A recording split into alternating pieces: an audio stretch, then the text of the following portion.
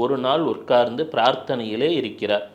எல்லாரும் கேட்குறாங்க, உலகத்துக்கு அடுத்தது வரக்கூடிய வழிகாட்டக்கூடிய மைத்ரேயர் யார் என்று கேட்கிறார்கள். மைத்ரேயானா நம்ம சொல்கிறோம் இல்லையா, கல்கின்னு சொல்லுவோம்ல, கல்கி மாதிரி மைத்ரேயா புத்தா அப்படின்வாங்க. உலகத்துக்கு அடுத்த நிலையிலே வழிகாட்டக்கூடிய துறவி யார் என்று கேட்கிறார்கள்.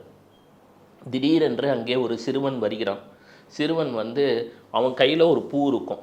அந்த பூ யாரால் அடையாளம் காண முடியுமோ அவங்க தான் அந்த மைத்ரேயாவான். உலகம் முழுக்க பலராலும் அடையாளம் காணப்பட முடியவில்லை.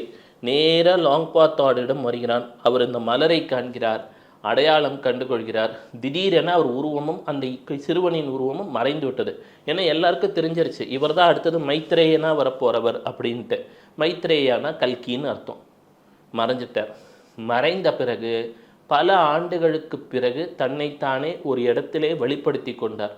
அப்பொழுது மிக முதிர்ந்த நிலையில் இருந்தார். மீண்டும் தனது அடுத்த அவதார நிலைகளை கொள்ளும் வரை அவர் அங்கே தவத்திலே ஆழ்ந்து விடுகிறார். அப்பொழுது அவருக்கு 120 வயசு அப்படின்னாங்க.